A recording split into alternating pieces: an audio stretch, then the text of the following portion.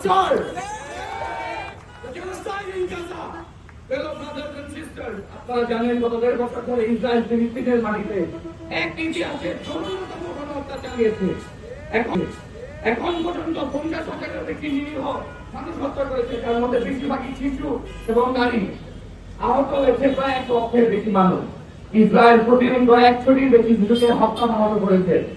Al Jazeera report করে প্রতি ঘন্টায় তারা একটু শিশুকে হত্যা করছে। ভাবুন একবার, একটা পুরো প্রজন্ম ধ্বংস করে দিচ্ছে এরা। কাদায় রাস্তা মাথাবিহীন নিকট শিশুদের অপরে আছে, ভাইয়েরা সন্তানদের মৃতদেহ নিয়ে চিৎকার করছে। সেখানকার হাসপাতাল, স্কুল, মসজিদ, কিছুই নিরাপত্তা। ধ্বংসস্তূপের মাঝে সেখানে মানসিক আশ্রয় নিচ্ছে, সেখানে বোম ফেলা হচ্ছে। এই অবৈধ হত্যাযজ্ঞের মূল স্পন্সরকে আমেরিকা।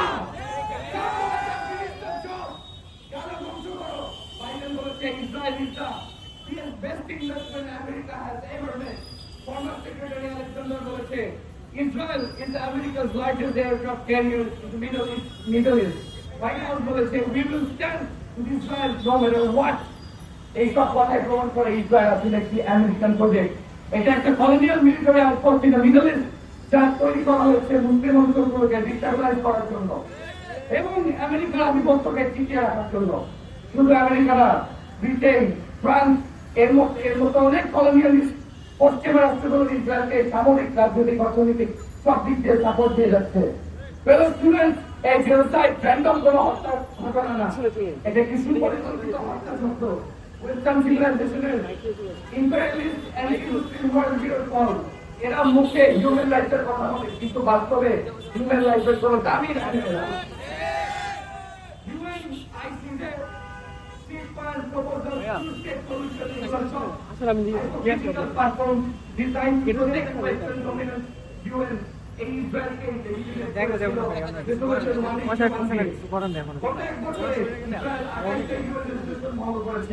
কিন্তু কোন স্যাংশন দেয় নাই।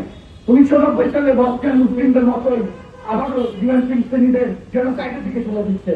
আল্লাহ সুবহানাহু ওয়া তাআলা বলেন, ওয়াইজা কিলা লাহুম লা তুফসিদু বিআতিকালু ইন্নামা নাহনু মুসলিমুন। আর যখন তাদেরকে বলা হয় পৃথিবীতে অশান্তি সৃষ্টি করো না, তখন তারা বলে আমরা তো শুধুই শান্তি প্রতিষ্ঠাকারী।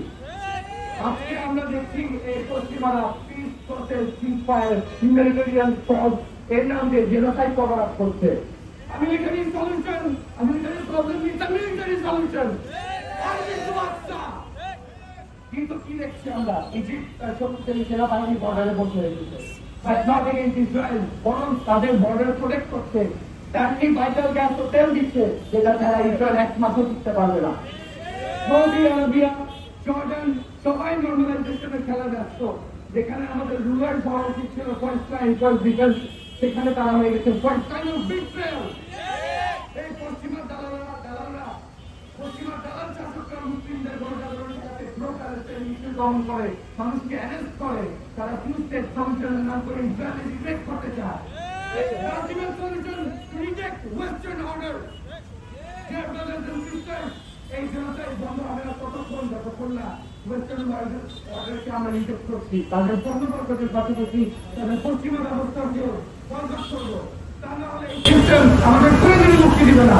এখন দরকার এক নতুন বিশ্ব ব্যবস্থা, যেটা মানবতা, ন্যায়, বিচার এবং সম্মানের ভিত্তিতে তৈরি হবে, যা প্রপার এগুলো আমি বানাবে এবং ছোটদেরকে নতুন করবে। সেটা আমি একটা দোয়া করতে চাই, আল্লাহুম্মা ফি উম্মতি মুহাম্মদ, আল্লাহুম্মা বারিক আলা উম্মতি মুহাম্মদ, আল্লাহুম্মা আরহাম উম্মাতা মুহাম্মদ। সবাইকে ধন্যবাদ। আসসালামু আলাইকুম।